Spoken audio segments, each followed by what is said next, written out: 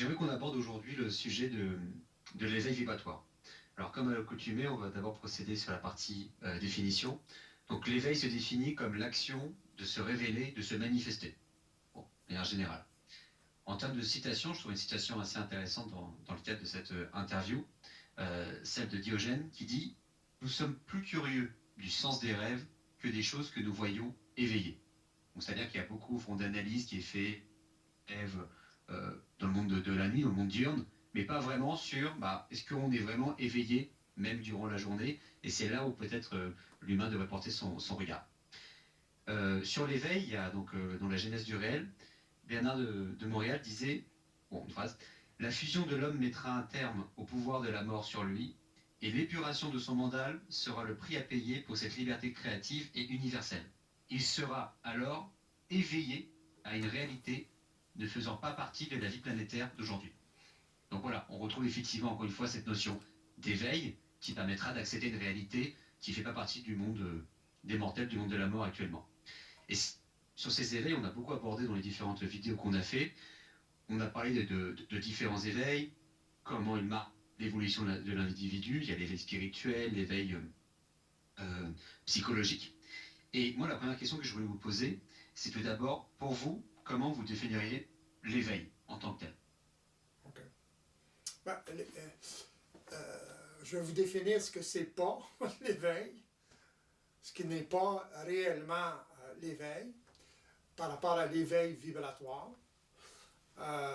L'éveil spirituel, c'est un éveil à partir de connaissances spirituelles, autrement dit, plutôt ésotérique, plutôt de la connaissance ou des prises de conscience d'un être supérieur ou d'entités, de guides, etc. Voyez-vous? Alors, les personnes qui vivent ça se croient éveillées, voyez-vous? Dans le sens qu'ils apprennent des notions ésotériques, etc. Alors, s'ils font de la méditation, par exemple, ils sentent un certain état mental particulier, alors ils vont croire que c'est ça l'éveil. On peut appeler ça l'éveil mystique, là. Il y a des saints ou des individus qui ont vécu des expériences particulières à ce niveau-là. Mais c'est un éveil mystique, c'est pas un éveil réel. Voyez-vous? C'est un état de soumission totale à un être supérieur. Voyez-vous? C'est ce qu'ils appellent l'éveil mystique. Où la personne est totalement dépersonnalisée, par exemple. Voyez-vous? Ils appellent ça un éveil mystique. L'éveil psychologique, c'est en rapport avec la réalité vibratoire ou la réalité systémique, mais au niveau purement d'une connaissance de certains mécanismes du système. Que ce soit direct ou plus scientifique, ou que ce soit plus ésotérique, les personnes qui commencent à comprendre, si vous voulez, les mécanismes, on peut dire qu'ils sont dans un éveil psychologique. Beaucoup de gens sont dans l'éveil psychologique. Des gens, par exemple, qui font des consultations avec moi, ben, ils sont en éveil psychologique, jusqu'au moment où ils commencent à être en éveil vibratoire.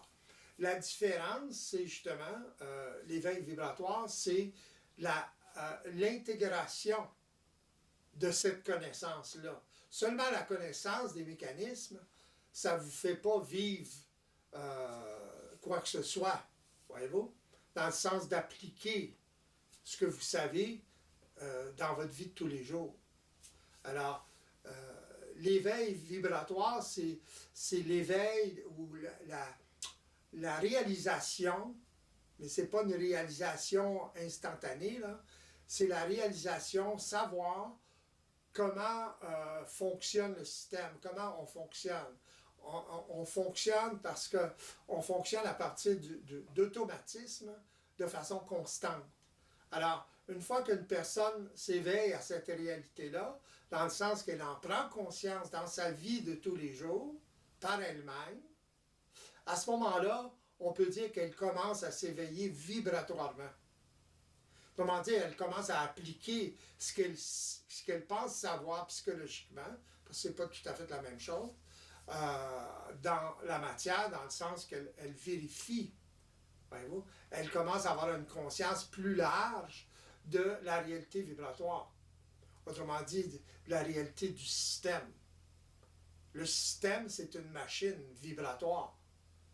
Tout fonctionne à partir de ces mécanismes-là. Que ce soit l'homme, l'animal ou le plantaire, c'est la même chose. Ça fonctionne à partir d'automatismes, de programmation, etc., de programmes. Alors, l'éveil vibratoire, c'est l'application ou la capacité d'interférer dans ces automatismes-là, qui sont totalement inconscients à l'être humain. Alors, l'individu est obligé de vivre un processus non psychologique, c'est pas une affaire de connaissance, c'est pas une affaire de comprendre, c'est un processus d'immersion de cette réalité-là. OK? Alors, les gens ne savent pas, mais ils vivent constamment, lorsqu'ils apprennent quelque chose, depuis leur naissance d'ailleurs, ils vivent un processus d'immersion, malgré eux. Vous allez à l'école, vous êtes immersé en mathématiques, en français, etc. Mais vous croyez que, bon, vous comprenez, puis vous essayez de comprendre, vous essayez de retenir, etc. Oui, jusqu'à un certain point, mais ce qui fait le travail, en fait, c'est l'immersion tous les jours dans les matières, à l'école, etc. C'est la même chose pour un virtuose qui joue dans une orchestre, par exemple. Il doit pratiquer tous les jours pendant des heures de temps de façon constante pour développer les automatismes qui le font jouer d'une façon professionnelle. Voyez-vous? Alors, c'est ça l'intégration. Que la personne le sache ou qu'elle ne sache pas, elle peut se discipliner à travailler, par exemple, 6 heures par jour à jouer du violon. Voyez-vous? Alors, elle va devenir professionnelle.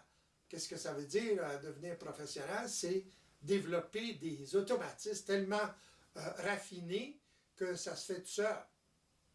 Voyez-vous? Elle n'a pas besoin de penser la note ou quoi que ce soit. C'est vibratoire. Sans ça, elle n'est pas capable d'exécuter dans la matière l'art qu'elle a développé. C'est la même chose dans tous les arts, d'ailleurs. Que ce soit les arts martiaux, que ce soit les arts au niveau de la musique, la danse, etc. Alors, l'être humain vit ce processus-là malgré lui, mais il n'en a pas conscience. OK? Et il est constamment en train d'interférer dans ce processus-là, à travers le fait qu'il essaie de comprendre et de retenir. Il n'a pas à comprendre ou à retenir, il a seulement à vivre le processus. Et ça se fait très rapidement. C'est pour ça d'ailleurs que les enfants apprennent rapidement. Les enfants n'interfèrent pas, ils n'essaient pas à comprendre, ils exécutent. Et à force d'exécuter, ben, ça s'enregistre et ça crée un automatisme et ils réussissent à marcher, à parler, etc. Comment ça commence? Voyez-vous? Ça commence par l'action, pas la compréhension. C'est ça là, un peu la différence. Monsieur Futan, là, vous avez dit des mots sur ce qui peut aller un peu à l'encontre de cet éveil psychologique, c'est que on est souvent tenté de vouloir absolument comprendre un phénomène, de se l'accaparer pour qu'on puisse le reproduire. Et c'est ça, à mon avis, qui doit bloquer effectivement beaucoup de personnes que vous avez aussi en consultation, c'est qu'on est dans cet éveil psychologique, on est bon, voilà, bah, il va y avoir des éléments qui me sont donnés, je veux les comprendre, je veux les prendre et les tester. Et j'ai l'impression qu'on interfère dans le processus en essayant de le comprendre, du coup. Oh, c'est évident. Oui. Parce que surtout lorsqu'une personne est en consultation, si elle interfère de cette façon-là, essayer de comprendre ce que je suis en train d'observer chez elle, Parce que lorsque j'observe, je décris une certaine mécanique vibratoire de sa problématique. Okay? Alors, si elle essaie de comprendre ça, à ce moment-là, elle n'a pas l'expérience pour le saisir. Elle va en comprendre une petite partie et ça va l'empêcher de développer une idée globale de la réalité que je suis en train de décrire. En fait, dans une consultation, l'immersion, si vous voulez, c'est l'immersion de cette réalité vibratoire-là. Voyez-vous, à travers des formes, je suis d'accord, mais c'est le contact avec la réalité vibratoire, autrement dit avec le système. Lorsque je décris, par exemple, si je décris la mécanique qui vous fait souffrir, par exemple, bon ben, que vous ne voyez pas, à ce moment-là, ben, si vous absorbez ça sans essayer de comprendre, par exemple, là, vous allez réaliser quelque chose. Mais vous ne pourrez pas l'exprimer ou le comprendre. Parce que pour l'exprimer, il va falloir que vous le compreniez. Mais si vous réalisez réellement, là, sans essayer de comprendre a priori, vous allez réaliser, vous ne pourrez pas l'exprimer. Ça, c'est correct. À ce moment-là, vous l'avez capté vibratoirement. Il s'agit de le digérer et par la suite, lorsque vous êtes en contact avec la même réalité, vous allez saisir des aspects que vous ne saisissiez pas avant. Voyez-vous? Alors, à ce moment-là, c'est ça qui fait que la personne évolue. Elle observe des choses qu'elle ne pouvait pas observer auparavant. À cause de ça. Est-ce que tu pouvais expliciter la différence entre ce qui est de l'ordre de la compréhension et ce qui est de l'ordre de la réalisation? La compréhension, c'est virtuel. Ce n'est pas dans l'action. Voyez-vous? Par exemple, dans l'observation vibratoire, il y a une action. Il y a l'action d'observer. Voyez-vous? Au niveau quantique, par exemple, l'observation altère la réalité de la particule. Alors, c'est une action. Voyez-vous? Lorsque vous observez quelque chose, vous êtes relativement dans l'action d'observer. Voyez-vous? C'est l'action d'observer qui va vous faire agir par la suite et qui va avoir un effet sur ce que vous êtes en train de vivre. Voyez-vous? Ça altère la réalité. Si vous n'observez pas, à ce moment-là, ça n'altère pas la réalité que vous êtes en train de vivre. Si vous êtes sous l'effet d'automatisme, de programmes, etc., la raison pour laquelle vous les subissez, c'est par ignorance. Parce que vous n'êtes pas en mesure de les observer en temps réel. Observer en temps différé, par la suite, ou d'avance, facile. Vous n'êtes pas en vibration, vous comprenez, lorsqu'on est développé intellectuellement le moindrement, ben on comprend ça. Ouais, on peut soit anticiper ou l'observer par la suite. Tout le monde là, observe les choses par la suite ou peuvent anticiper certaines choses. Mais le vivre en temps réel, c'est une autre histoire. Voyez-vous? Alors, être en mesure d'observer les mécanismes vibratoires, pour être en mesure d'observer les mécanismes vibratoires, il faut vivre un processus. C'est quoi le processus? C'est le processus de réaliser que vous interférez constamment, psychologiquement, dans le processus vibratoire. Voyez-vous? Dans le sens que, par exemple, une personne qui est en consultation, elle veut évoluer, elle veut savoir des choses, ou whatever. Fait que, mais elle interfère continuellement. Alors, c'est mon rôle de lui faire voir qu'elle interfère parce qu'elle ne voit pas. Jusqu'au moment où elle puisse l'observer par elle-même, les mécanismes ou les automatismes qui la font essayer de comprendre, par exemple. Voyez-vous? Ce qui ne se comprend pas psychologiquement. Autrement dit, virtuellement. Il faut vivre l'expérience. C'est ça qui est assez limitant justement avec cette espèce d'éveil psychologique, parce que vous l'avez dit, la personne, elle va comprendre, effectivement se dire ah bah il faut que je fasse attention, être avant l'action, ou même réfléchir à ce qui s'est passé après, mais jamais dans le moment clé. Oui, parce C'est que... assez paradoxal. Oui, pourquoi? Parce qu'elle n'a pas conscience des mécanismes. Hein. Pour dire ce que vous venez de dire, là, la personne n'a pas conscience des automatismes. C'est bien beau, là, sur le coup. Mais chasser le naturel, il revient au galop. Le naturel étant les automatismes. Alors, à ce moment-là, la personne ne s'adresse pas aux automatismes. Elle croit que, bon, OK, elle a compris, elle, là. Elle va? Elle a tout compris. Surtout les intellectuels, ils ont tout compris très vite. Mais, ils se font attraper par des automatismes. Encore plus. Pourquoi? Parce qu'ils pensent qu'ils ont tout compris. Ils ne s'attendent pas à ça. C'est décourageant, là. Voyez-vous? Ils peuvent vivre des dépressions à cause de ça, parce que la réalité leur tape d'en face, là. Ils frappent un mur. Ils se croient éveillés, par exemple, psychologiquement. J'ai tout compris, papa. D'un coup, paf! La réalité leur tape d'en face, là. Oh! C'est encore pire, ça, ils tombent de plus haut, là. Ils se pensaient ici, là, puis là, ils tombent sur le plancher des vaches. Voyez-vous? Alors, c'est ça le psychologique. C'est virtuel. C'est pas réel. Comprendre, essayer de comprendre le vibratoire, ça se comprend pas. Autrement, ça ne s'acquiert pas, cette capacité-là, psychologiquement, par la compréhension seulement. Ça s'acquiert dans l'expérience, par l'expérience. C'est quoi l'expérience? C'est le contact avec cette réalité-là. Comment on arrive à avoir un contact avec cette réalité-là si on ignore la mécanique? C'est à travers un autre individu qui est en contact avec cette réalité-là. Il n'y a pas d'autre façon. Lorsque les gens écoutent quelqu'un comme Bernard ou comme moi, par exemple, qui parle en public, en des vidéos, etc., ils sont en contact avec cette réalité-là de façon plus ou moins directe. Ça a un impact pareil, mais c'est pas un contact direct avec l'individu.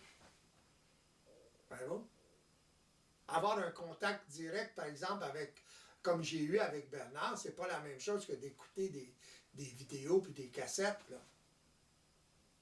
Voyez-vous? Il n'y a pas la personne qui parle, elle ne peut pas intervenir sur comment vous fonctionnez dans votre mental, comment vous percevez les choses. Vous pouvez interpréter à outrance, là. Il n'y a personne qui va vous ajuster. C'est ça le problème. Que les gens écoutent, Bernard Krishnamurti ou quelque autre personne, les écrits de quelque autre personne, ou quelque autre initié, si vous voulez. C'est sujet à interprétation, c'est évident, à travers l'inconscience de l'individu, le manque d'expérience de l'individu. C'est ça que les gens ne saisissent pas. Ça leur est occulté. Par quoi? Par leur capacité de compréhension, puis leur capacité intellectuelle. Autrement dit, ils misent que là-dessus. Mais on ne vit pas dans le virtuel. On vit dans la matière. Des choses arrivent, il faut dealer avec ce qui se passe. C'est pas philosophiquement qu'on peut dealer avec la réalité. On peut philosopher tant qu'on veut, mais l'appliquer, c'est une autre histoire. Tu sais? Ils sont rares. Comme Diogène disait, il se promenait avec sa lanterne et il disait « Je cherche un homme. » Il cherchait un homme éveillé. Hein? J'ai l'impression effectivement que cette espèce d'éveil virtuel, c'est comme vous l'avez cité, ce sont des personnes qui disent j'ai tout compris et qui essayent d'être complètement dans l'interprétation. Mais ils sont jamais, j'ai vraiment ce sentiment, dans le moment clé, dans le moment où il faut être. Avant, après, mais jamais en C'est phase ça. avec l'autre. Ouais. Dans leur vie de tous les jours. Là. Fait qu'ils subissent les automatismes parce qu'ils ignorent totalement. Allez-vous? il faut que j'observe ça. OK, good luck. Il faut que j'observe ça. Il s'agit d'être vigilant. OK, good luck. Ça ne fonctionne pas comme ça, là. L'automatisme, il se fait comme ça. Alors, vous avez beau être vigilant, là, ou être dans l'attitude d'être vigilant, etc. Même si vous avez connaissance de ça, si vous n'avez pas l'expérience, c'est un adversaire, si vous voulez, dans un sens. Vous n'avez pas l'expérience avec l'adversaire. Vous ne connaissez pas sa nature. C'est comme la guerre, ça, c'est savoir connaître votre ennemi, les intentions de votre ennemi, l'espionnage, etc. Là, vous avez beaucoup plus de chances de gagner la guerre. Voyez-vous? C'est un peu la même chose. Mais si vous êtes totalement ignorant de ce qui se passe, puis vous êtes la personne est dans des attitudes psychologiques, good luck. Oui, parce que vous l'avez cité, c'est ça. C'est que je pense que ce qui caractérise le plus l'éveil virtuel, psychologique, c'est effectivement je me rappelle, il faut que je fasse attention. Ouais. Et être dans une espèce d'extra-vigilance. Oui, psychologique. Mais sans connaître la nature de ce qui se passe. Voyez-vous? Ou avoir une petite idée. Ah, il y a des automatismes. Ah là, il faut que je fasse attention. Il faut que ci, il faut que ça, il faut que ça. Ouais, il faut que. Ça va te faire foquer.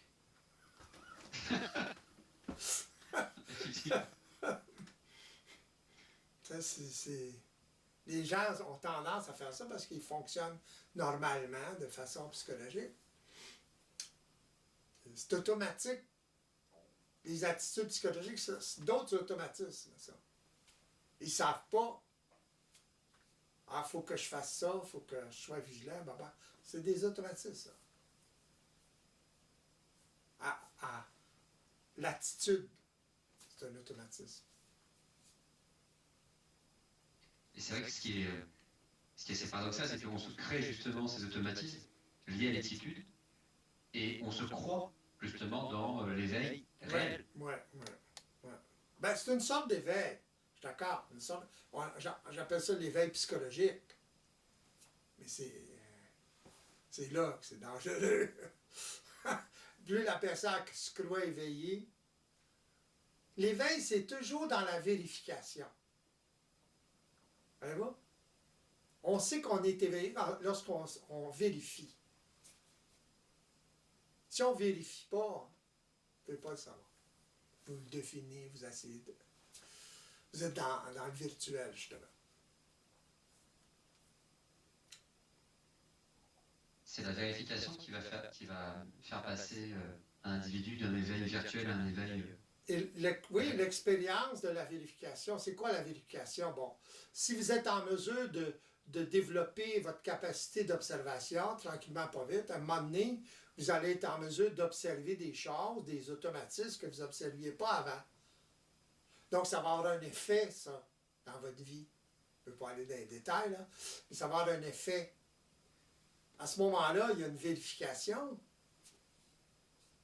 Vous voyez ce que vous vérifiez, vous prenez conscience de ce que ça fait, votre observation en temps réel de ces automatismes-là. Mais c'est pas parce que vous savez ça que vous pouvez le vivre. Il faut que la personne vive un processus. Il faut qu'elle vibratoire, dans le sens qu'il faut qu'elle vive un apprentissage vibratoire. De la même façon qu'elle va vivre dans sa vie, qu'elle a vécu dans sa vie, un apprentissage vibratoire pour ce que je parlais tout à l'heure, apprendre le piano, apprendre les arts martiaux, apprendre n'importe quoi. Vous devenez familier avec la chose avec le temps. C'est juste que beaucoup plus de temps, puis il y a totale inconscience de ce que vous vivez réellement. Parce que c'est de l'immersion. Voyons. Vous êtes dans un travail différent, nouveau. Bon, ben, il faudrait que vous l'englobiez, votre travail, ce que vous faites au début, c'est fatigant, vous allez être en vibration, bon, vous n'êtes pas sûr de vous. Et ça vous devenez familier avec le travail. Hein? après une couple de semaines ou une couple de mois, là, vous êtes plus à l'aise. Ce qui s'est passé, c'est que vous êtes forcément immersé dans ce monde-là ou ce travail-là. Voyez-vous? Vous n'avez pas conscience. C'est purement vibratoire. Ça s'est enregistré à votre insu. Vous pensez, bon, ah là, oui, j'ai appris ça, j'ai appris ça. Ah, cette machine-là, je la connais, oui. Mais vous êtes familiarisé avec tout ça vibratoirement par immersion. Si vous n'avez conscience de ça, une personne qui est consciente de ça, elle apprend beaucoup plus vite. Il n'y a pas d'interférence psychologique. Elle absorbe l'information, elle s'immerse dans la chose. Donc, elle englobe vibratoirement. Voyez-vous? Elle se familiarise vibratoirement avec la chose. Donc, le temps est rétréci, puisqu'elle est consciente de ça. Vous voulez dire que la personne, vu qu'elle a conscience de phénomène d'immersion, elle accélère l'apprentissage? Ben, c'est évident. Il n'y a pas d'interférence. Ce qui allonge l'apprentissage, c'est l'interférence psychologique. Essayer de comprendre, essayer de s'accaparer. Qu'est-ce que vous faites dans ce temps-là? Quand vous comprenez trop vite, là, vous comprenez seulement qu'une partie. Voyez-vous? Mais ça cristallise votre compréhension ou l'information, si vous voulez. Et ça amène une réalité, psychologique dans tout ça, là. Vous le vivez de façon psychologique. Voyez-vous? C'est là où c'est assez subtil. C'est que d'un côté, effectivement, l'individu psychologique, en voulant comprendre, il va complètement annihiler le phénomène, il va le bloquer, il va l'interférer. Pas complètement, mais il va le retarder. Il va le retarder. Et là où une personne éveillée vibratoirement va avoir conscience de ce phénomène et justement va l'accélérer. Je pense que cette notion entre conscience vibratoire et compréhension psychologique, c'est là où c'est assez fin, comme c'est assez raffiné. Ouais. Mm-hmm. Et justement, comment alors bien distinguer ce qui est l'ordre de la conscience et ce qui est l'ordre de la compréhension psychologique? C'est dans l'application. Okay? Une personne qui a conscience psychologiquement de ce qu'on vient de parler, elle ne peut pas nécessairement l'appliquer. Pourquoi? Parce qu'elle doit observer les automatismes qui l'empêchent d'absorber l'information ou de s'immerser dans le phénomène. Voyez-vous? Ou dans le domaine, si vous voulez. C'est ça la différence. Tandis que la personne qui est consciente, elle est en mesure d'observer les automatismes qui vont l'empêcher d'absorber ou de s'immerser à 100%, disons. C'est ça la différence. Fait qu'une personne qui est éveillée vibratoirement, elle est en puissance. Une personne qui n'est pas éveillée vibratoirement, qui est éveillée psychologiquement, elle n'est pas en puissance. Peut-être 10%. Là. Tandis que là, elle est en puissance 100%. Disons. En puissance. En puissance créative. Puisqu'elle est en mesure d'apprendre quelque chose, par exemple, en s'immersant dedans, très rapidement. Voyez-vous? Il n'y a pas de doute dans ça, là. Elle connaît les mécanismes. Tandis que la personne qui fonctionne de façon psychologique, il y a des doutes dans ça. Elle peut douter de sa capacité. Parce que ça prend du temps. Donc, pendant tout ce temps-là, là, elle vit une anxiété, elle vit une appréhension. Voyez-vous? Elle souffre psychologiquement. Le doute, la dévalo là-dedans, etc., dépendant du conflit que la personne... l'intensité du conflit qu'elle vit, le conflit de base. Là. Et je suppose que ce doute, il altère en plus le phénomène d'immersion, le phénomène d'apprentissage. C'est évident. Qui l'empêche. Donc, ce qui va s'enregistrer, ça va être le doute, ça va être les interférences, etc., etc. Fait que l'enregistrement n'est pas parfait. C'est comme si vous enregistrez du son, puis là, vous entendez dedans. Fait que ça va ressortir comme ça. Hein? La personne va douter, puis elle va être tout le temps dans le doute. Tu sais, des gens qui sont compétents, puis ils doutent de leur compétence. Ils sont capables de le faire, surtout au niveau du travail, là, mais ils vont douter de leur compétence. Et parce qu'ils nourrissent tout le temps cette affaire-là. L'anxiété. Pardon? L'anxiété, puis l'anticipation, puis toute la patente. Plus ils veulent contrôler, justement à cause de l'insécurité, pire c'est. Parce qu'aussitôt qu'ils perdent le contrôle, c'est là que le problème commence. Le problème, c'est pas le contrôle, c'est l'absence de contrôle. Lorsqu'ils perdent le contrôle. Demandez à n'importe qui est contrôlant, là, vous allez voir. Les gens anticipent. L'anticipation, ça va avec le contrôle. Donc l'insécurité. Plus la personne est insécure, plus elle essaie de contrôler, puis d'anticiper, puis etc. Ça devient, là, ça complique les choses. Et encore une fois, dans cette perspective d'anticipation, la personne, elle anticipe tellement qu'en fait, elle est jamais réellement prête. C'est ça.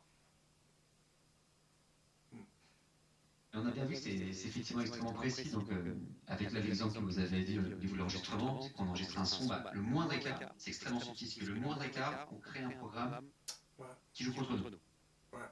Constamment. Et ça prend quoi alors justement de chercher cette espèce de... Vous nourrissez le programme tout le temps. Alors, tant que vous n'êtes pas en mesure d'observer les automatismes du programme, vous nourrissez le programme. Donc, ça reste là, en boucle. La journée des marmottes. Pardon? Ouais, c'est la journée des marmottes tout le temps. C'est à répétition.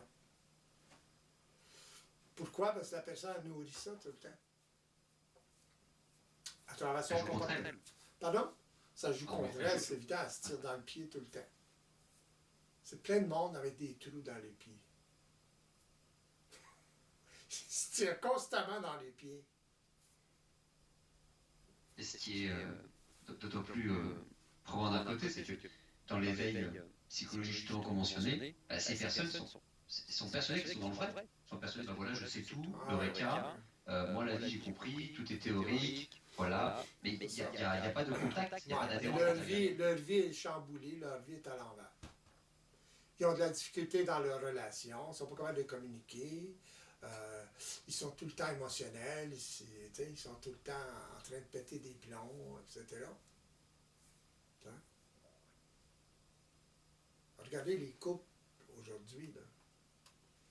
Ça communique mal, ils ne savent pas communiquer. Pour communiquer réellement, il faut communiquer au niveau vibratoire, au niveau de savoir comment l'autre fonctionne. Savoir que l'autre est programmé, etc. Savoir quand il subit ses automatismes, etc.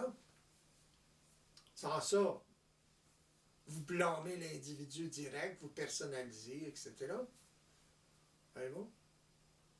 Ouais, mais t'as fait ça. La personne est inconsciente. C'est sous l'effet d'automatisme, elle n'a pas conscience. Mais vous l'accusez à ce moment-là de toutes sortes de choses. Comme si elle était consciente. Et vice-versa. Imaginez. C'est les programmes qui se battent, là, qui communiquent ensemble. Les deux individus ne communiquent pas ensemble, mais les programmes, oui. C'est ça, il y a une sorte de guerre inconsciente. Ouais, occulte. Oui, c'est une guerre occulte. Oui, c'est ça qui se passe tout le temps. Ouais, c'est à l'insu des individus, totalement. Ils ne savent pas qu'ils sont programmés, puis ils ne savent pas qu'ils sont sous l'effet d'automatisme. Alors, c'est les automatismes qui Allô? Puis lorsqu'ils ne peuvent pas exécuter les automatismes, c'est là qu'ils se fâchent, etc. Regardez un enfant autiste.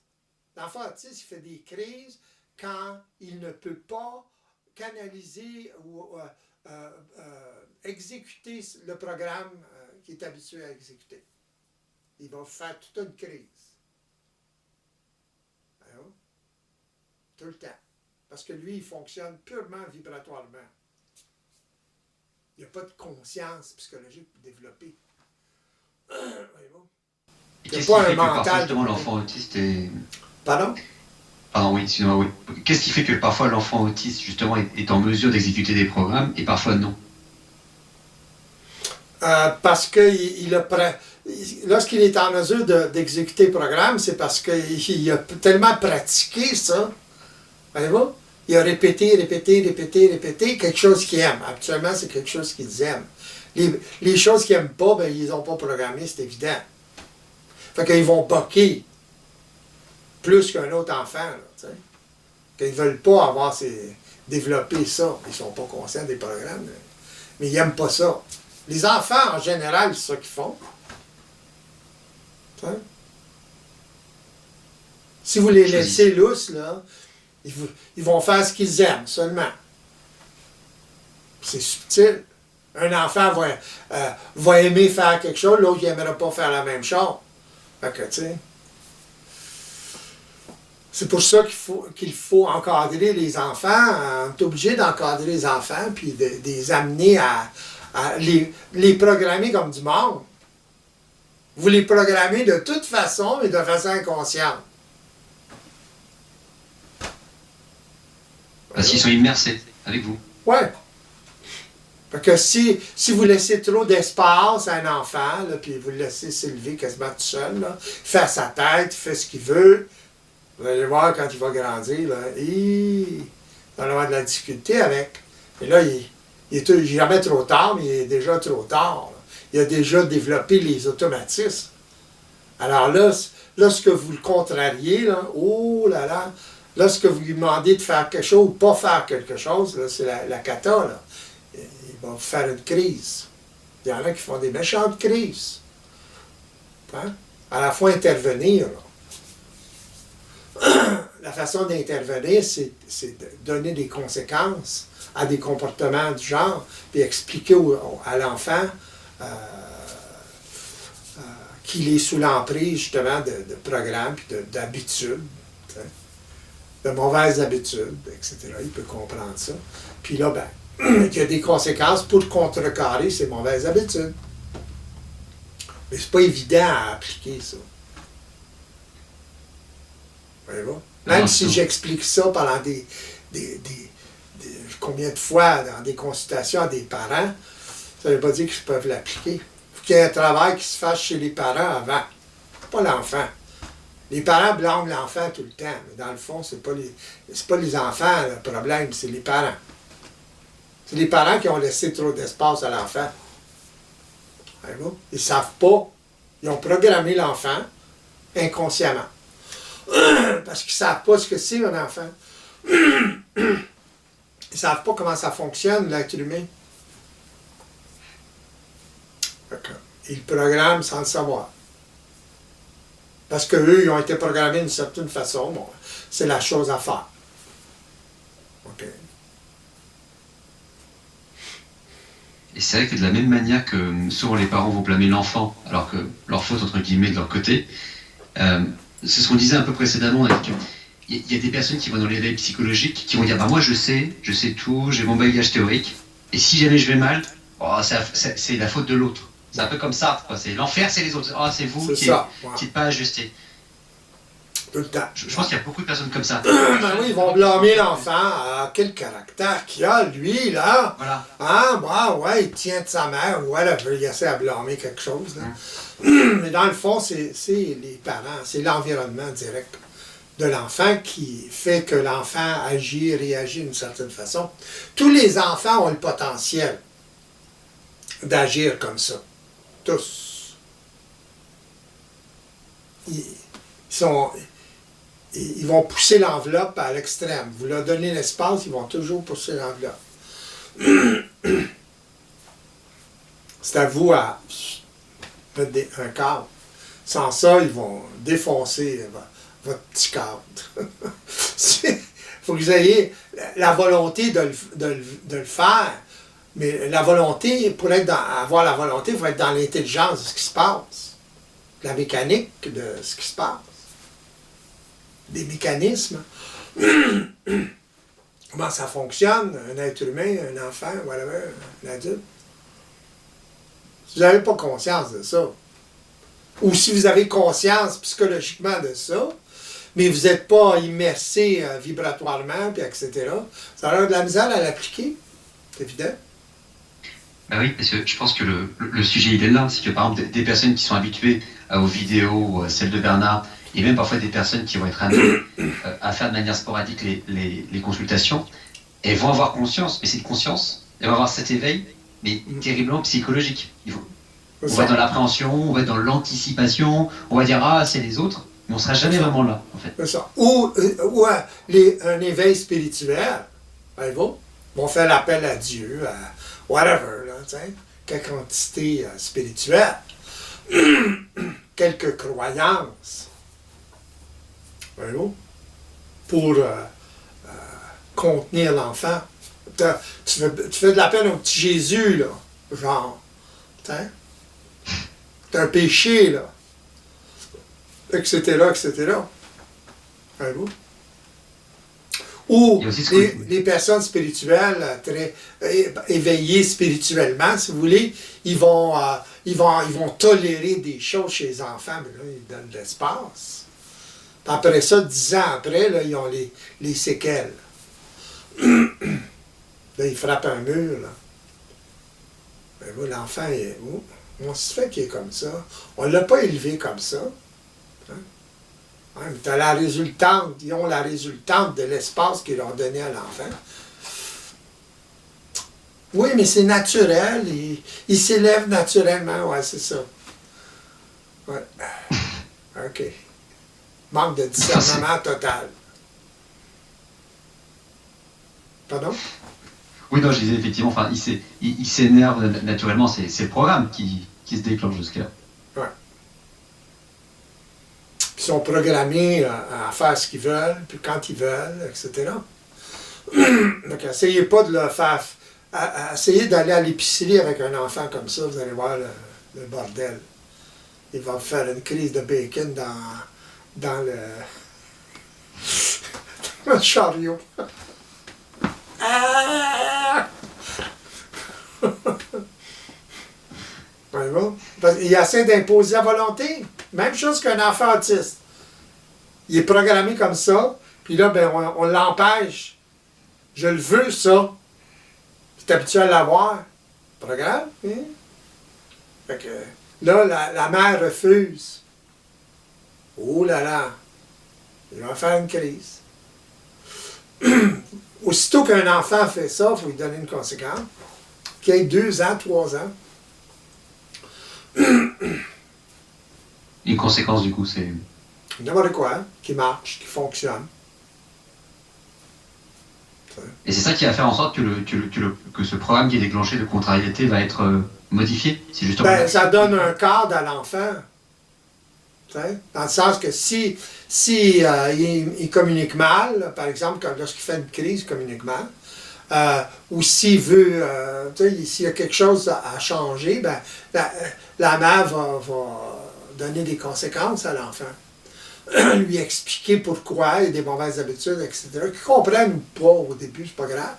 Elle va lui réexpliquer comme ça. Puis l'enfant va finir par catcher. Là. Autrement dit, il ne faut pas qu'il dépasse ce cadre-là. C'est la responsabilité des parents à encadrer l'enfant. Puis là, l'enfant, ben, il va savoir qu'il y a des cadres, puis il va se sentir plus sécure comme ça que s'il est complètement libre. Un enfant qui est complètement libre, il est constamment insécure parce qu'il va réagir vis-à-vis des parents, donner des coups de pied, des coups de poing, j'ai déjà vu ça, moi. Fait que, comment voulez-vous qu'il se sente sécure? avec des parents avec qui il peut faire n'importe quoi. Voyez-vous, là? Tandis que s'il donne l'autorité, s'il sent l'autorité des parents qui impose une conséquence, ben, s'il a fait la conséquence parce qu'il donne l'autorité aux parents, alors là, il se sent encadré, il se sent plus sécure. Il sent qu'il y a un adulte mature qui le prend en main. C'est subtil, là. Voyez-vous? Ouais. Il va se sentir plus sécure à cause de ça. Que s'il peut faire ce qu'il veut. L'enfant a besoin d'encadrement. Il ne s'agit pas d'être hyper autoritaire. Là.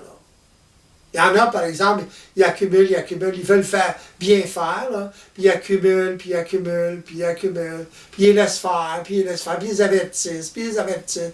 Puis tout d'un coup, pouf, ils sautent un plomb.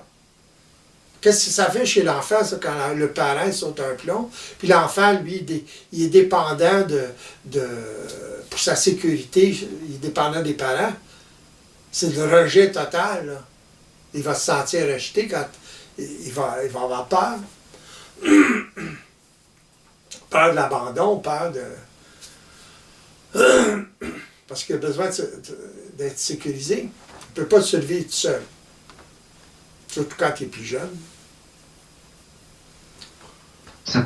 Pourquoi le cadre va apporter le sentiment de sécurité à l'enfant? Pourquoi l'enfant a besoin justement de sentir qu'il y a un cadre? Parce que s'il y a trop d'espace, puis il peut faire ce qu'il veut avec les parents, il devient empereur. Il devient comme un empereur. Il n'y a pas l'étoffe d'un empereur, mais il devient comme un empereur. Il va être insécure. Automatiquement. Parce qu'il vit de l'insécurité anyway. Et là, en plus, il fait ce qu'il veut. Que là, il est tout seul, là, dans ça. Voyez-vous? Il se sent seul. Un enfant qui vit ça, il se sent seul. Parce qu'il ne se sent pas supporté par les parents. C'est subtil. Tandis que si les parents l'encadrent, je parle raisonnablement, là, à ce moment-là, l'enfant va se sentir plus sécure. Parce que là, il peut compter sur la maturité d'un adulte. Il donne l'autorité à ses parents.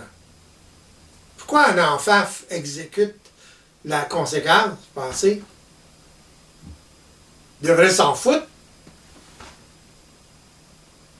Mais il va la faire. S'il la fait, c'est parce qu'il donne l'autorité aux parents. Subtil. Des fois, je dis ça aux parents. Regardez, là, il vous donne l'autorité. Ils s'en aperçoivent pas, ils ne le voient pas. Il exécute la conséquence, donc il vous donne l'autorité. L'autorité, c'est pas c'est pas ça l'autorité. C'est l'enfant qui vous donne l'autorité. Voyez-vous? En exécutant, en vous obéissant. C'est l'enfant qui va vous donner une certaine légitimité, peut-être. Oui, pareil comme un soldat donne l'autorité au sergent ou au général. Il est obligé d'avoir un sens de l'autorité. Il y a une autorité au-dessus de lui, c'est le sergent, le lieutenant ou le général, il y a une hiérarchie. Donc c'est le soldat qui donne l'autorité à l'ordre. Il est obligé. Il est dans l'armée. Il y a un cadre. Il est encadré. Fait que s'il n'obéit pas aux ordres, il va avoir du fun, là. Parce qu'il va avoir des conséquences à ça. Ouais. Il va éplucher des patates longtemps, là. Ou autre chose. De très désagréable. C'est ça qu'ils font, des conséquences. Fait que là, après ça, ben, il va se dire, OK, après 2 semaines d'éplucher des patates, là, il va en avoir plein le cul d'éplucher des patates, puis il va retourner à... Puis là, il va obéir aux ordres. Donc, il va donner l'autorité au sergent. Il n'envoyera pas promener le sergent. Et ce qui est intéressant, c'est que de la même manière que l'enfant va avoir une punition ou que le soldat va éplucher les patates, il aura vécu l'expérience du cadre. Donc encore une fois, l'action. il va le réaliser par le fait qu'il a subi quelque chose de C'est concret. ça, ouais, encore une fois, l'action, ouais. C'est pas une menace. C'est c'est une conséquence directe. Pouf, that's it. Un enfant, par exemple, qui fait, il a un comportement particulier, puis là, ben, la mère va dire, ah, là, tu as une conséquence. Là, tu as une autre conséquence parce que tu ne communiques pas comme du monde. Tu continues, tu vas avoir deux conséquences. Continue, 3 conséquences. Continue, 4 conséquences. Il faut y aller avec un sourire. C'est un jeu. Vraiment? Moi, on me dit, par exemple, un enfant, il y a un enfant qui a dit ça à un moment donné. Il dit, Charles, il dit, c'est du béton. Dans le sens que ça passe pas. Hein? OK. Oh, je m'en fous. OK. Une autre conséquence, un autre. Je m'en fous. Ça. À un moment donné, il ne s'en fout plus. Parce qu'il sait qu'il va avoir à faire les conséquences, à exécuter les conséquences. On a l'impression que dans ce cas de figure, c'est comme si l'enfant testait le parent, testait la figure d'autorité. Ah, c'est évident, tout le temps. Ils vont toujours tester. Tout le temps. Qu'il y ait 2 ans, ils vous testent. Mais c'est naturel. C'est pas pensé, là, chez l'enfant. Ça s'exécute. Les enfants, ils ne pensent pas à ça. Ils le font. C'est leur volonté naturelle. Là, ils développent leur autorité comme ça, leur volonté, etc. Si vous les laissez faire, là, ils vont vous embarquer sur la tête. Ça va être trop, là, à un moment donné. Il y a chez l'enfant, effectivement, ce côté d'action permanente. Il n'y a pas d'anticipation, il n'y a pas d'avant, il n'y a pas d'après, il y a maintenant. De la même manière que l'enfant va tâter un peu son territoire, où il va tester l'autre. Ouais. Il y a un rapport très pur, en fait. C'est ça. Voyez-vous la différence entre la psychologie psychologique et la psychologie vibratoire? Voyez-vous? C'est ça la différence. C'est savoir comment ça fonctionne par l'expérience. Savoir comment ça fonctionne sans l'expérience, c'est difficile à appliquer ou ça va être mal appliqué, trop ou pas assez. Voyez-vous? Tandis que lorsqu'on sait comment ça fonctionne, ben là, on applique en conséquence. On le voit, on l'observe chez l'enfant, chez soi, chez les autres. C'est ça l'éveil. L'être humain n'est pas éveillé à la mécanique systémique du système de la vie. Il n'est pas éveillé à ça. Il ne sait pas. Comment qu'on lui explique, il pense savoir à ce moment-là, mais il lui reste à l'appliquer. Puis ça, il n'est pas capable de le faire par lui-même. Il peut un peu le faire. Il faut qu'il soit immersif. Pardon? Non, allez-y. Allez-y. J'ai vraiment l'impression que c'est ça qui va faire un peu ce saut entre cette espèce d'éveil psychologique et cette espèce d'éveil vibratoire. C'est vraiment l'action. Oui. C'est vraiment appliquer, sans anticipation, sans même y penser, du côté un peu complètement naturel. Surfer sur cette réalité. C'est un saut quantique, comme. Okay? C'est un saut dans le vide. L'individu qui fait ce saut-là, pour faire ce saut-là, il doit réaliser qu'il ne sait rien, malgré toute sa connaissance. Pour faire le saut, là, pour réellement vivre l'expérience, il doit réaliser qu'il ne sait rien, tant qu'il n'a pas vécu l'expérience.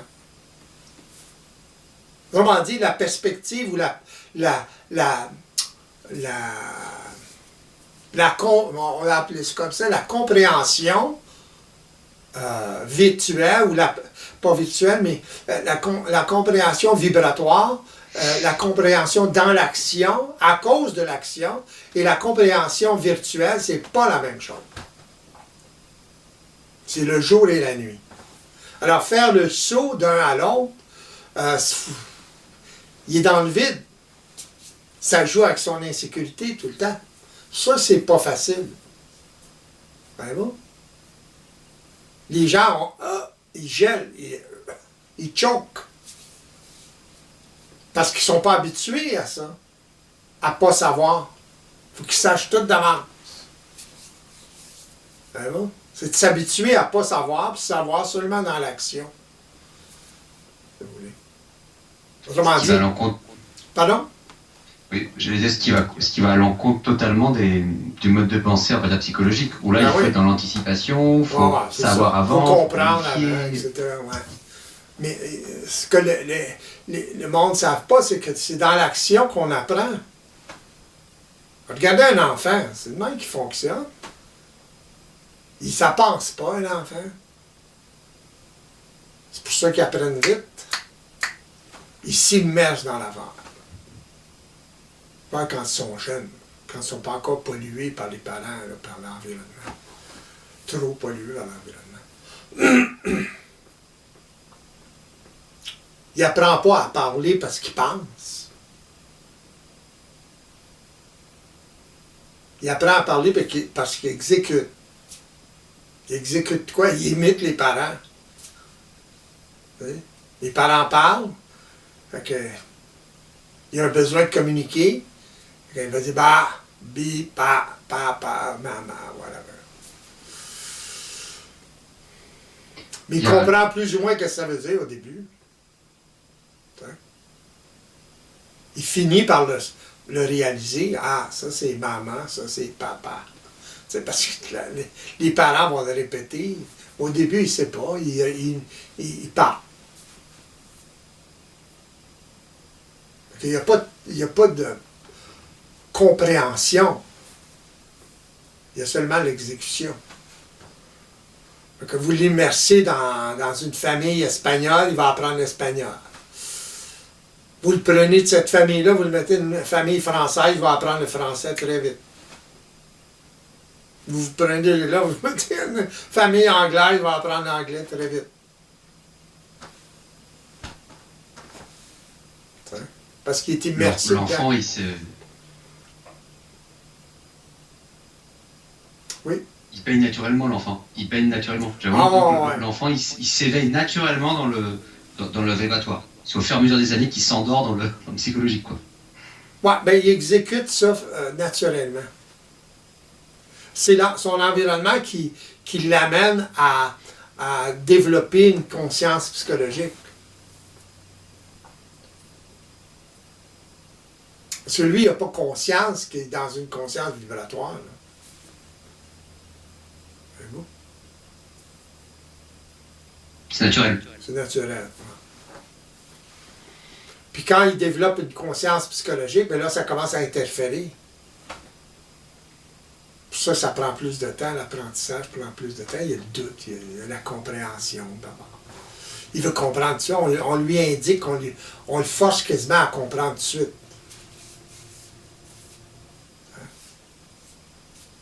S'il ne comprend pas tout de suite, les parents, il n'est pas intelligent, il n'est pas assez intelligent, fait qu'il le force à comprendre. Comment ça, tu ne comprends pas ça, là? Genre,